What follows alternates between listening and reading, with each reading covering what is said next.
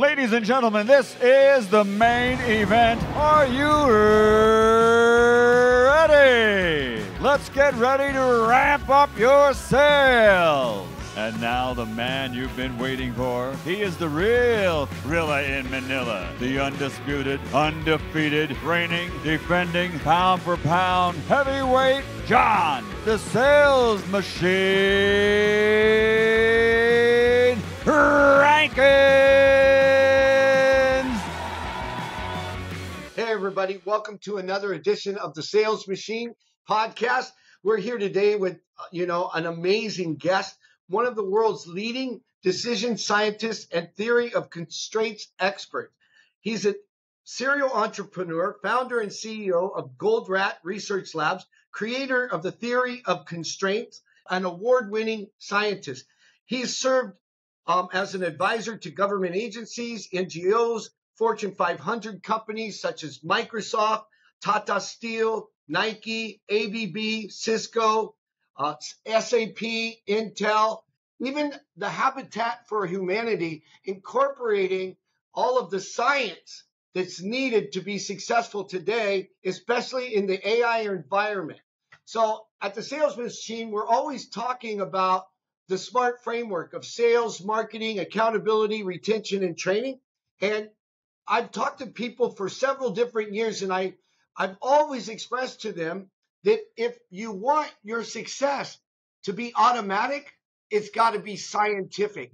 And if there's anyone in the world who has applied science to actually building and scaling businesses in sales and marketing and messaging, there's no better guy out there than Alan Barnard. So ladies and gentlemen, let's welcome him to the podcast. Alan, welcome. Thank you so much, John, for that kind introduction. Well, you're very welcome. So, a lot of the companies that we work with, they're constantly facing challenges, not only with sales, marketing, but also getting their dream clients and figuring out long-term, attainable, sustainable, scalable systems so that not only they can increase sales, drive performance, but most importantly, continue to retain their customers.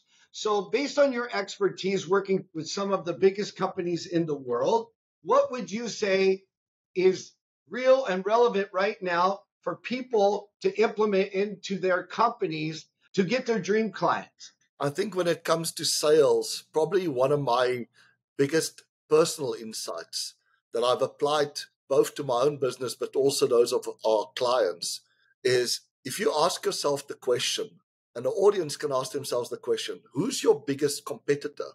We tend to think it's the company down the road or maybe across the pond or across the ocean that's supplying a similar product to ours or similar service to ours. We think that they are the biggest competitor.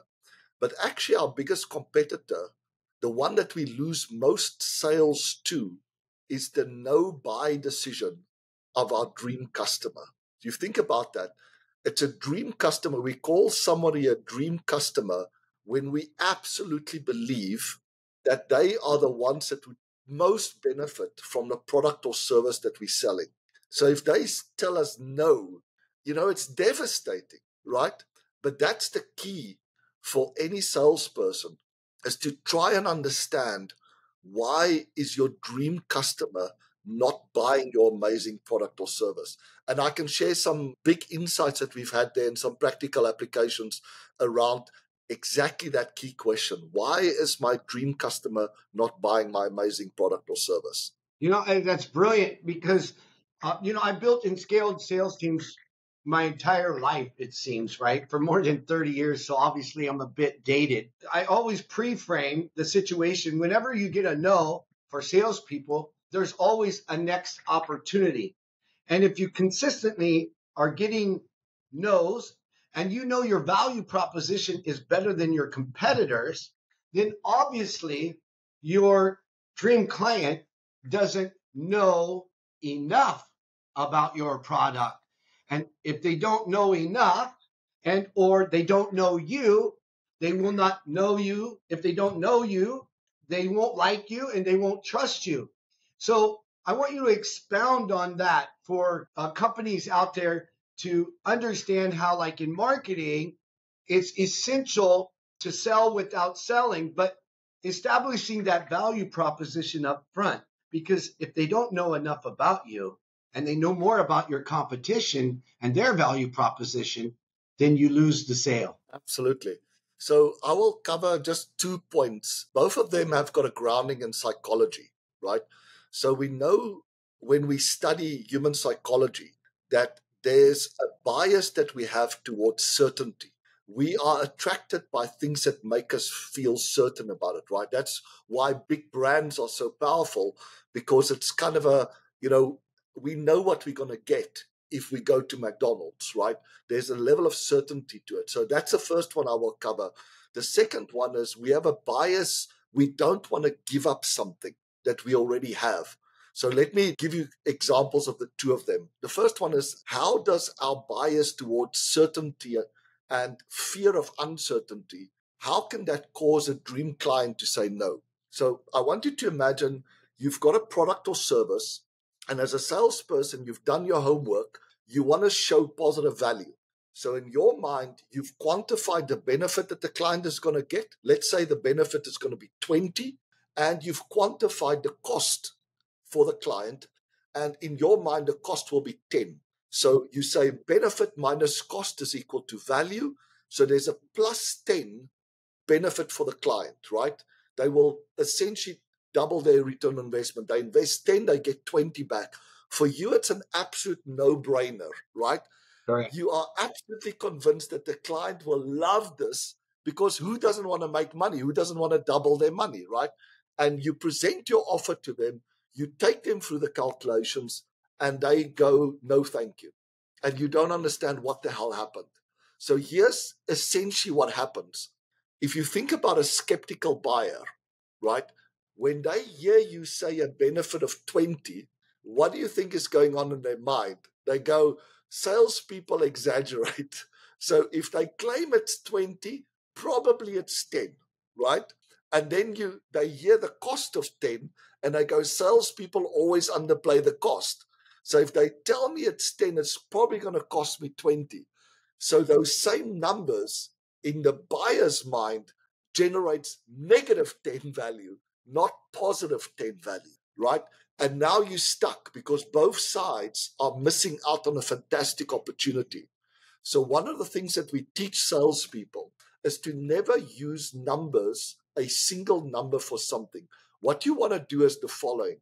You want to show them what the likely benefit will be of somebody using your product or service, but then you discount it and say, the worst case benefit that you're going to get, absolute worst case. Our clients typically get between 30 and 50 as a benefit. The worst case benefit for you, we think it's going to be 20. Then you look at the cost side, and you also want to show the worst case cost. You say, listen, we can do these type of implementations for somewhere between 5 to 8, right? That's the range. Worst case, if you are the most complex case we've ever experienced, it will probably be 10. So what you're now doing is you're giving the client the worst case benefit and the worst case cost, and you're showing them that the worst case benefit is still an order of magnitude greater than the worst case cost. I call that a hell yes decision, right? It's a really easy decision because you've removed all the uncertainty. You didn't talk about likely numbers or best case scenarios. You shared that with them to provide an anchoring point, but then you showed how conservative you are and how absolutely certain you are that they will get positive value. So that to me is by far the simplest trick that any of your audience can apply tomorrow, is just to pay attention to that. What does it take for a client to perceive positive value? Use worst case benefit versus worst case cost. I love it. And, so many times people complicate it and overpromise and underdeliver. And so when you're talking about the psychology, and I talk about this a lot, because essentially it's the psychology you have put into a methodology that's going to determine the outcome of you serving a client. Like I don't believe in the art of closing as much as the art of serving, right? And Absolutely. when you talk about certainty, it's absolutely the transfer of confidence that makes a sale. And so I always say, when in doubt, they're out. And that's been my experience, from selling door to door to selling, store to store, to in the boardroom, on stages, or even enterprise level sales now. I always understand what are the needs of the client. So I love how you eliminated the risk, essentially, rather than talking about all of the benefits, because what drives people, all people's behavior, and this is even organizational behavior, and I want you to expound on that. What drives people's behavior is either pain or pleasure, right? And growth is pleasure, but also making a mistake or signing off on a new deal that potentially could cost you your job, right? At the highest levels in the corporate world, right? When you eliminate the pain, or you can eliminate the risk, then you're 10 times more likely to get the sale rather than over promoting. And when you're coming from service, which is a different psychology of sales, and Zig Ziglar used to talk about this. And this is a guy that's my hero. Like, there's all these different methodologies. We talk about psychology and methodology. The fact is, sales is something I'm doing for you, not to you. And when you come from that mindset that I love sales, because for me, it's an opportunity for me to help other businesses or individuals so that they can have a better life. They can experience more pleasure. But the way you contextualize it is talk about the worst case scenario. Don't always talk about the best case scenario, because people are inundated with so much information today, with so many different options, so many different choices, that it's challenging for them to make a great decision because of all the risk out there, right? So expound on that. It's about trust, right? The trust is being eroded every single day. People don't know who to trust anymore. I'll give an example of we work in a space where we provide retailers with software that can help them reduce their inventories, right? And you go in there and you show, listen, you've got $100 million of inventory. We feel very confident that we can reduce it by 10%. So that's $10 million of additional free cash flow that we're going to be releasing. And our cost is only going to be, $500,000. It's like, and they don't buy. And it's like, how can it be? Right? The benefit is like, we're confident of the benefit, and yet they don't buy. So what I did was I said, now, like you say, create a system that salespeople can follow. So we give the salesperson the tools to quantify the benefit. It'll be somewhere between 10 and 20%, so $10 to $20 million. But then we say to him, listen, worst case scenario, absolutely worst case, let's just assume you just get a 1% reduction in inventory, right? That's $1 million of additional cash that you're releasing, right? And our solution is going to be $500,000, right? You'll pay it back in 6 months and it's done. Of course, we believe that it's possible to get 10 to 20%, but thinking about that worst case benefit and allowing them to compare it to the worst case cost, that's the way to make it a hell yes decision from a buyer perspective. As you said, as long as there's any form of uncertainty, they're not going to say yes. Yeah, and I love that, because now you become an irresistible offer, and the only obvious choice to do business with. When you can come from a place and a space of telling the truth and showing the proof with companies that you did it with, like in the software industry, we have to sign a lot of NDAs, right? And a lot of people don't want to put out there that they're doing business with us because they want confidentiality as well. So have you experienced that a lot? Because I'm all about telling the truth, showing the proof, and I always go back.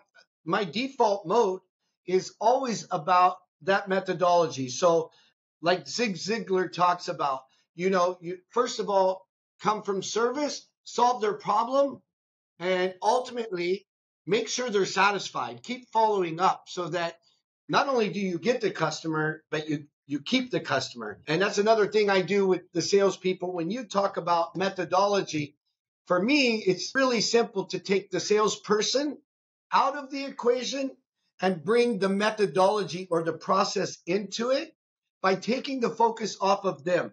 Because whenever a salesperson is nervous, it's because they're focused on their self.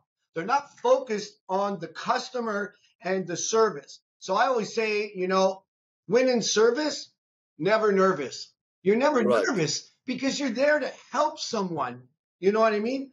And I find more and more today in all of the different industries that I've worked with, and I've worked with a lot, and I know you've worked with a lot. I've watched you work with a client in South Africa before, going through your methodology, and I saw how they were blown away that, you could shore up an additional $1 million or $10 million in inventory by your scientific methodology that's now proven. And I know you're working with some of the leading experts around the world. Some are colleagues and friends like Jay Abraham, right? Yes. You're actually masterminds with him, with some of the highest level people in the world, and refining your efforts. So how do you think people can use your methodologies even right now in the simplest form, beyond the worst case scenario, which is brilliant, and no one talks about that, right? Everybody's always talking about the benefits, but a confused mind doesn't act. A confused mind does not buy. And in the absence of value, if they don't know your value proposition, they've been conditioned with all of the different sales pitches and methodologies that they're resistant from the beginning. You know what I mean? Yeah. So how do you do that up front? And what can people do right now using your methodologies beyond shoring up cash flow, but to get their dream clients? Right. So I mentioned the first one is to correct this problem with uncertainty, right? Using the worst case benefit versus worst case cost. The second one requires us to understand a little bit that we all have a bias. We don't want to give up something that we already have, and we don't want to gain something that we don't want. And we can use this to our advantage in sales. For me, the difference between a product and a service that I'm selling and the final offer that I'm making is that the offer addresses all the yes buts of the client, if that makes sense. All the reasons why they wouldn't buy, a really skilled salesperson will encourage the buyer to share those reasons with them. And every time they share a reason with them of why they wouldn't buy, why they, have some kind of fear of buying, they will build up the offer to that. So I'll give you two examples in a very simple framework that your listeners and viewers can use. So imagine you were selling a keto-based diet product, right? Your dream customer is somebody that is overweight, that has low self-confidence as a result of the overweight, right? And believe that their kids are embarrassed to be seen with them, so there's a lot of emotion attached to being overweight, right? And you want to say, listen, invest in my keto diet product, and what are we going to do? We're going to allow you to lose weight and keep it off. That is the positive. The unique positive of buying my product is you will lose the weight and keep it off. And the unique negative that you will get rid of is the feeling of guilt and frustration and shame that you have, right? So imagine now the buyer has a decision to make. Invest in the keto diet versus don't. Investing in the keto diet has a positive, which is reduce my weight and keep it off. And there's a negative of not doing it, which is the shame and the blame is not going to go away. Now, a good salesperson will focus on those two things, right? Like you said, the pleasure that the buyer will get and the pain that they can avoid. That's unfortunately not what's sitting in the mind of the buyer. What the dominant factor sitting in the mind of the buyer is, what am I going to have to give up that I want to keep, which is the positive of not investing, right? And what do I have to gain that I don't want, which is a negative of your offer of investing. So if you think about that, if somebody didn't invest, why haven't they bought into the keto diet? What's the unique positive is that they can eat what they want, like bread and pasta, right? So as long as they're thinking, and this is an unverbalized fear, as long as somewhere in their subconscious, they're thinking, listen, yes, I can adopt this. It'll bring me all these benefits, but I'm going to have to give up bread and pasta. And I love bread and pasta, right? That could be the main reason why this guy doesn't buy. So as soon as the seller asks them directly, is there anything that you're scared to give up by taking up our offer, right? And they say, yes, I love eating what I want, and I really want to be able to keep on eating bread and pasta. The next time the salesperson pitches it, he can say, oh, by the way, as part of our keto diet, we also offer you with low-carb choices of bread and pasta. So you don't have to give up the foods that you love eating, right? So you put that into the offer ahead of time, and that addresses that fear. The second part that they could resist your offer is that there's some negative that they associate uniquely with your product or offering. So if you think about it, what could be in their mind, in the mind of your dream customer, what could be a potential negative of adopting a keto diet? Typically, two things come up. It's going to take a lot of effort for me to do it, and it will be very costly, right? So now, okay, as soon as the salesperson knows that this is also a fear that the person have, they can include it in the offer to say, listen, we have prepackaged meals that removes all effort from your side. Every single day, you can select whether you want 1, 2, or 3 meals a day. It comes prepackaged. We have absolutely delicious food. So you're addressing the fear that this is going to be effortful. Actually, it's going to be much simpler. You don't have to go to the grocery store. You'll always get it delivered. And interestingly enough, if you do the calculations, the actual cost per meal is going to come down, not go up, right?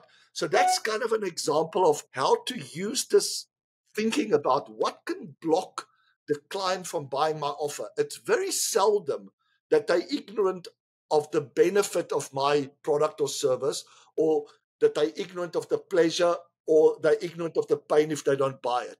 Most likely, it's a fact that they don't want to give up the positive that they uniquely associate with the status quo, and they don't want to live with a negative. So that's a very practical example. I'll give you one more in organizations that we find very interesting. So any of our viewers out there that are selling into organizations, B2B, right?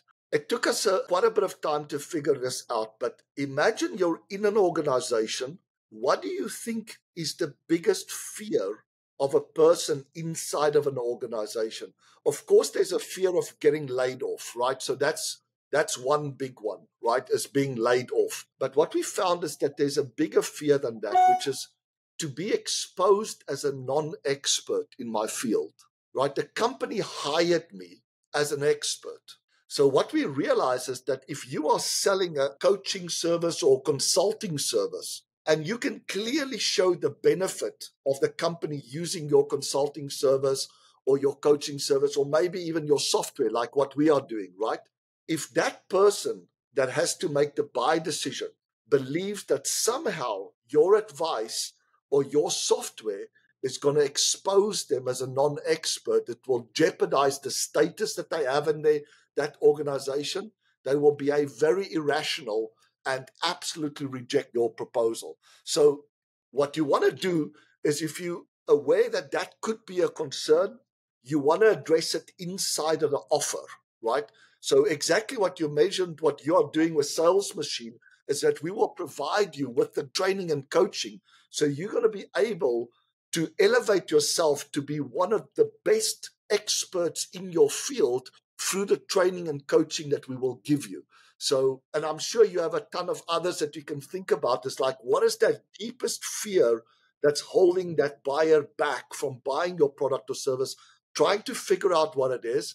And something I find quite amazing is how few salespeople ever follow up and say, listen, me and my team is absolutely devastated. You know, we believe you are our dream customer. You would get so much value, right, from our product or service. And you said no. We were absolutely devastated. You know, we're not sleeping at night. Can you please tell me, what did we miss? You know, I know our chance with you is over, but it will mean the world to me and my team if you can please tell us, what did we miss? You know, which of your fears did we not address? And just doing that, and often, people will share it, right? Especially if they think that there's nothing that they have to lose. And when they share it and you say, listen, would you be open if we could address that? Would you give us another chance to listen to us again? Give us a second chance. Often they say absolutely yes. So that to me is my two key points I hope is valuable. One is to address the fear of uncertainty by focusing on worst case benefit versus worst case cost.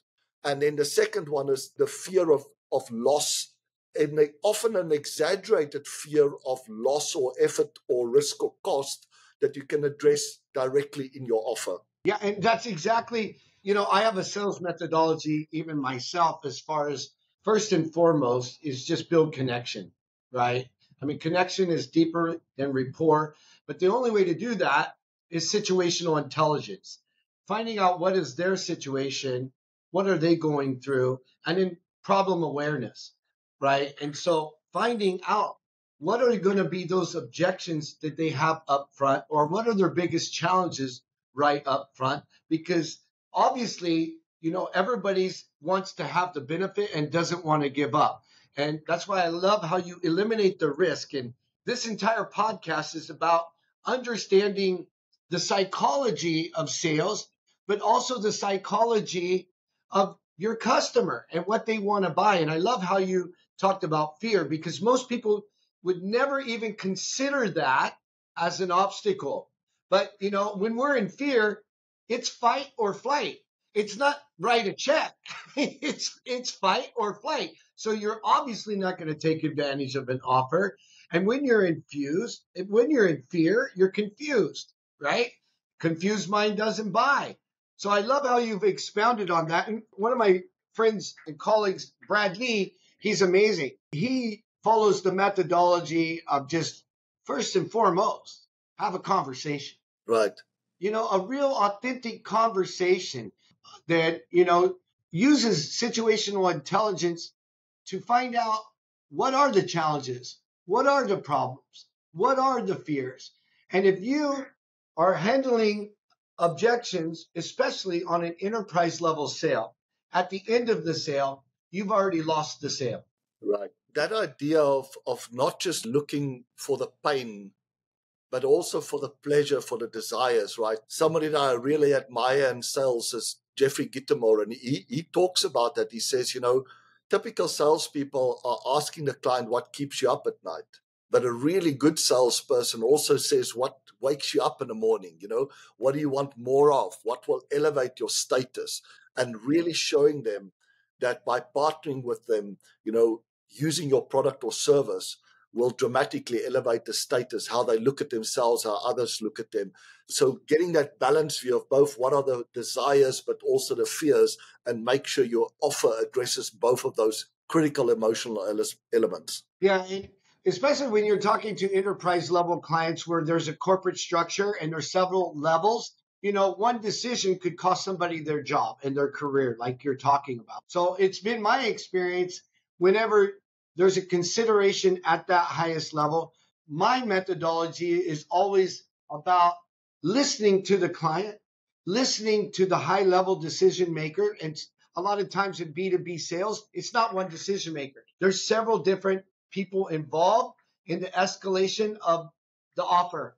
So with the ability to listen, right, to just totally listen with sincere service-minded aspect of solving the problem, my methodology is all about noting down all of their challenges, their fears, their problems, and then finding out what the solution is, and then aligning the solution of like an automated sales machine software.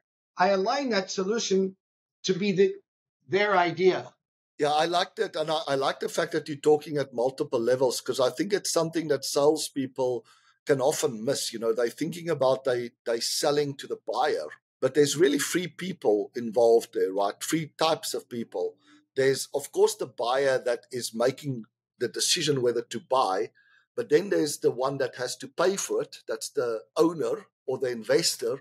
You have to make sure that you are providing the buyer with enough information that will show the compelling return on investment to the investor or the owner, but then you also have the user, right? And unless you can show the user how your product or service is going to save them time, make their life easier, simpler, make it more confident for them to make decisions, you're going to struggle. So I think you're absolutely right. And experienced salespeople is not just concentrating on the one that they're selling to. They're trying to build connections with all three of those, the user, the buyer, and the payer ultimately. Yeah, and so it's brilliant you brought that up, because ultimately you need to sell everybody in that organization. And the one that's bringing the offer to the owner of the company needs to be an ambassador. And my goal is for it to be their idea to use the sales machine so that they get the credit, not so much us,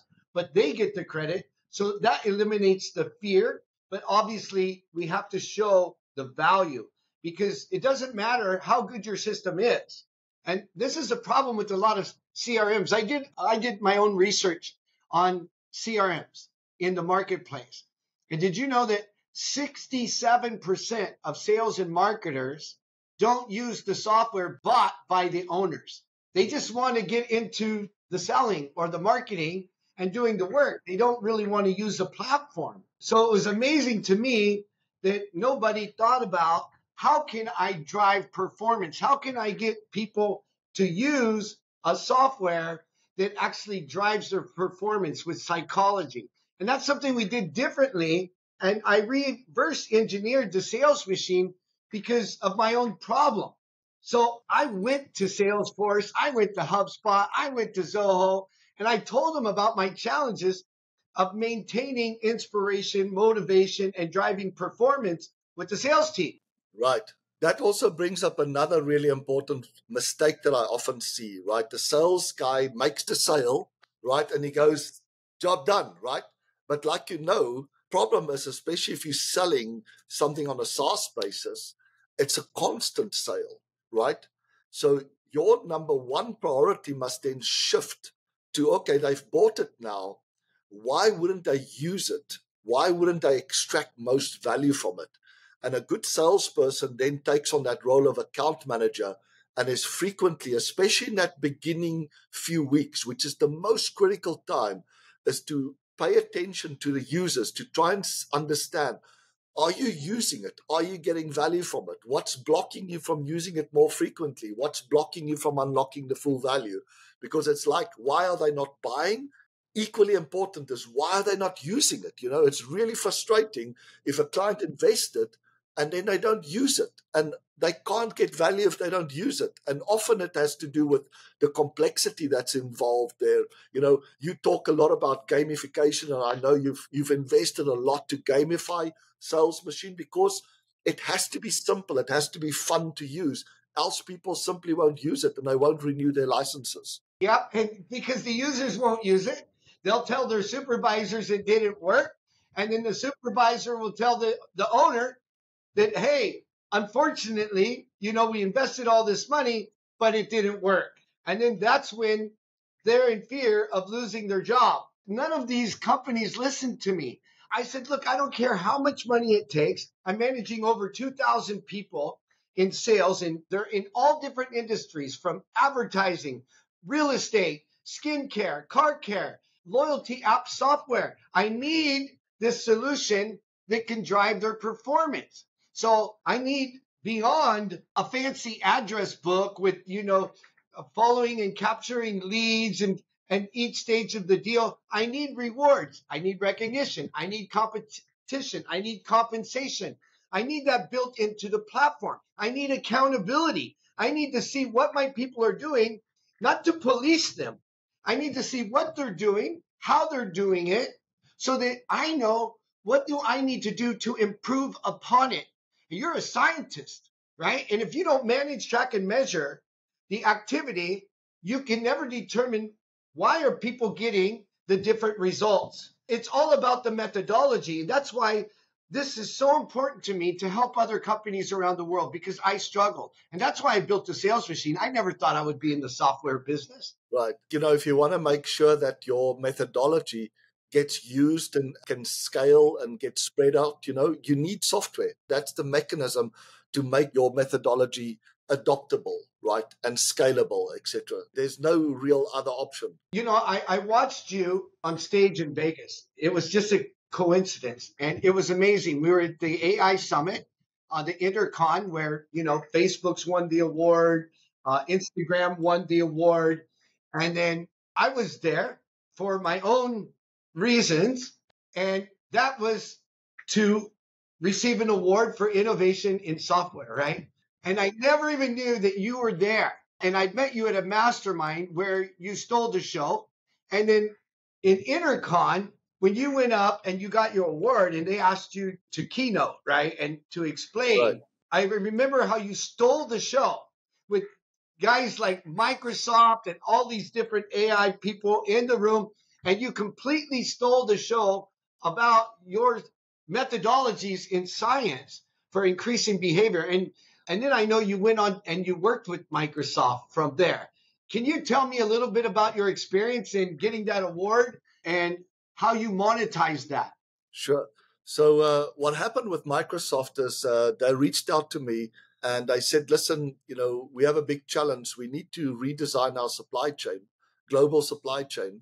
They had recently had bought Nokia, and Nokia supplied everything to order, right? When they got orders from the big cell phone companies, they made everything to order. They didn't ever make to stock. Whereas Microsoft, supplying keyboards and mouses and, Surface Pros, etc., was making everything to stock. And I said, we need a software solution that can adopt both of those. They were using SAP at the time. And they said, look, we were thinking about, implementing your solution of theory of constraints, but we have a problem. It's a very tight deadline. I said, okay, this was the end of August. I said, well, when do you want to go live? They said 15th of December. I said, next year, right? Because, anybody that knows anything about SAP is that these SAP projects take a long time to implement. They're often over time and over budget. Here they were talking about doing a global implementation and going live within 3 months. So essentially what we had done is one of the products that we've developed is a digital twin where you can actually build a complete virtual world of a supply chain and test decisions like changing the way that you're managing inventory and see the impact of those decisions on your downstream clients, on your own operations, and on your upstream suppliers, and make sure that you are picking a set of inventory management rules that's really a win-win-win. And if it wasn't for that digital twin, there would have been too much uncertainty for them to adopt a new solution like theory of constraints. It's a very counterintuitive solution, only supplying small quantities very frequently to sense, what's really happening using AI, etc. So that was a key thing, is we overcame their fear of uncertainty by providing them a virtual world that they can play with and show them, allow them to accurately quantify the value that they're going to get. Well, in that same financial years, after they gave us the go-ahead to go and implement the solution into their SAP system, they were able to reduce their inventories by over $250 million and increase sales by over $100 million. And that came from reducing avoidable shortages and surpluses. That was essentially their big pain point, is that they had shortages and surpluses in the retail, but they thought that it's one of those things that's unavoidable. Your forecast is always going to be inaccurate. What can you do? And we showed them through the digital twin that actually many of those shortages and surpluses were avoidable. They just need to change the way that they're managing their inventories and supply chain. That's it? That's all you did? That's all you did, is reduce the inventory by $250 million and increase sales by $100 million? That's all you did? Well, that's all we did by changing a few rules, right? Obviously, it takes time to figure out what are these few simple rules. Alan, I think you're slacking, I can't believe you didn't do, 200 million or reduce it by, $500 million. Well, actually, the next year they continued to use the rules, and inventory went down by another $250 million. So total reduction was about $500 million. Okay, I stand corrected.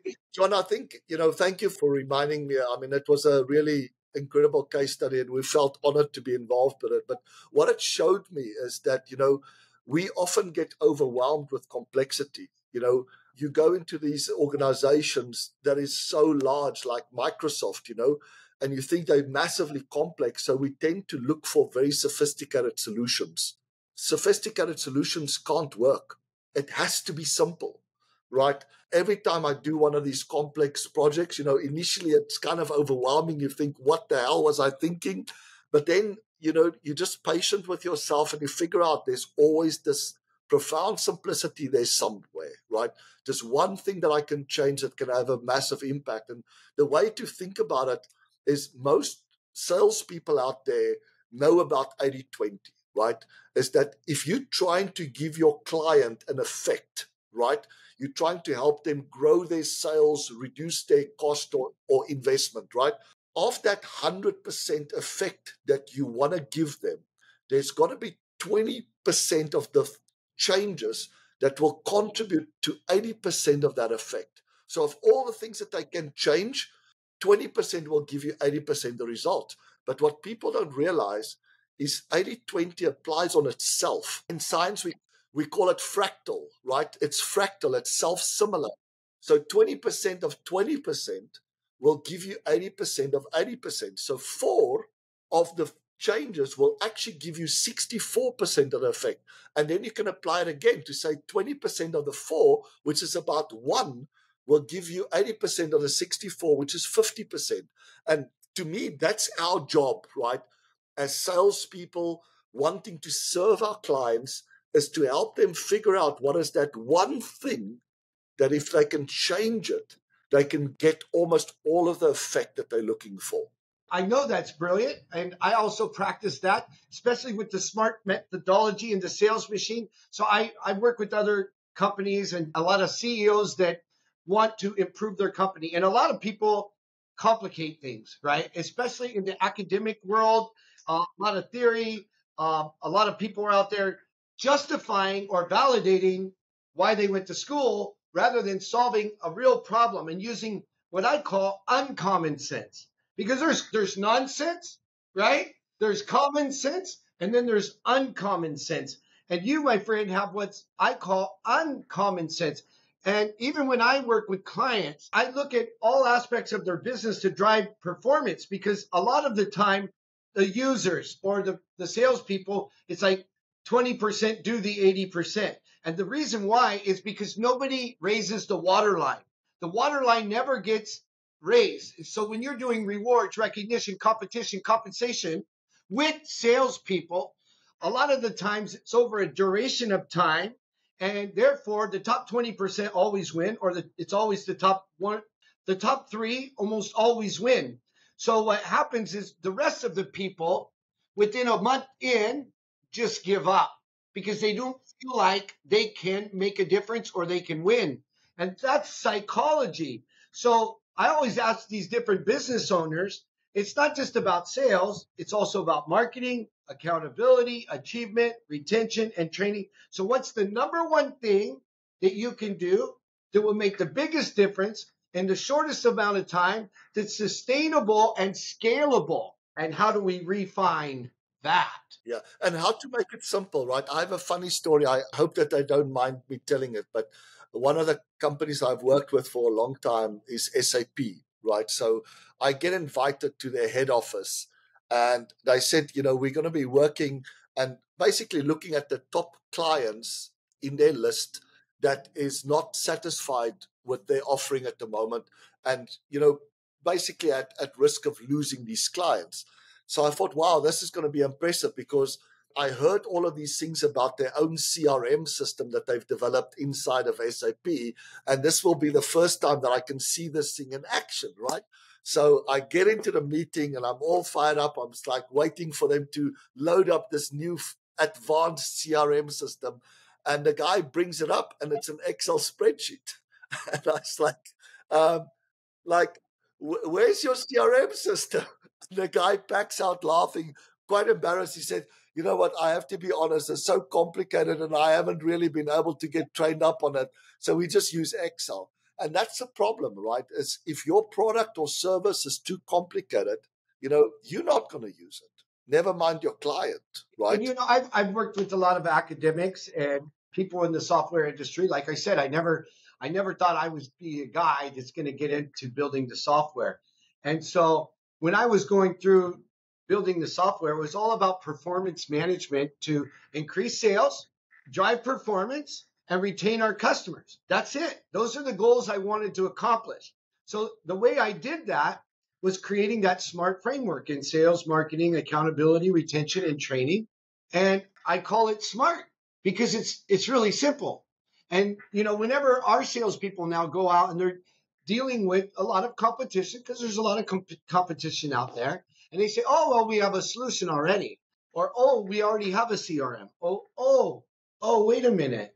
How are you different than this guy? How are you different than that guy?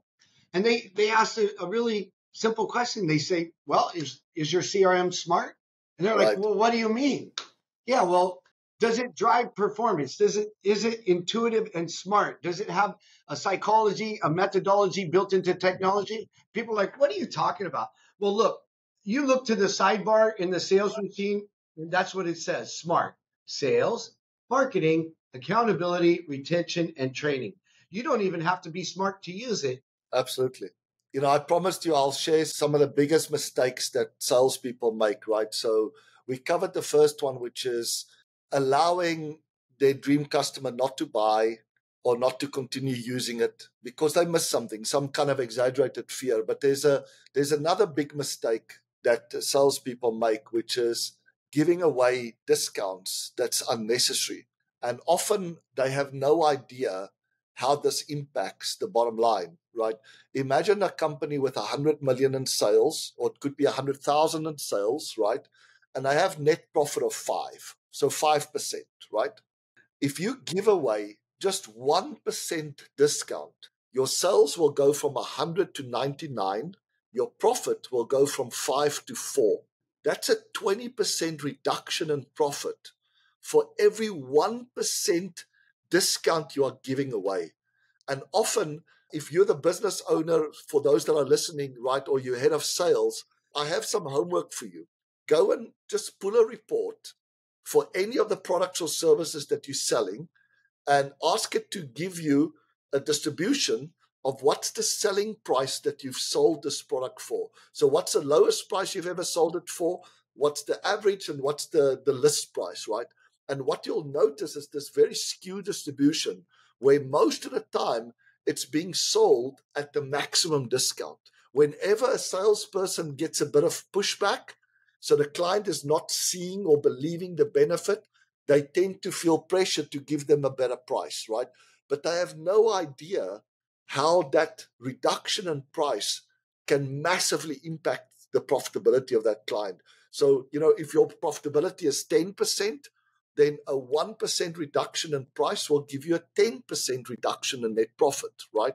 And also the opposite. If you can just reduce your discount by just 1%, you'll make 10 or 20% more money from a sale. So that's the last one I wanted to share. As salespeople, sit down with your financial guy, understand your profit and loss, understand how a 1% increase or decrease in the average selling price of your product or service can dramatically increase your net profit, and stop giving away unnecessary discounts. 100%. I deal with this all the time. And, the last question I want to ask you is, at Intercon, you and I both got this award. Yours for your scientific background, mine for innovation in software.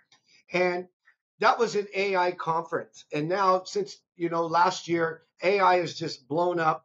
You are, one of the world leading scientists for predictable behavior and stuff like that.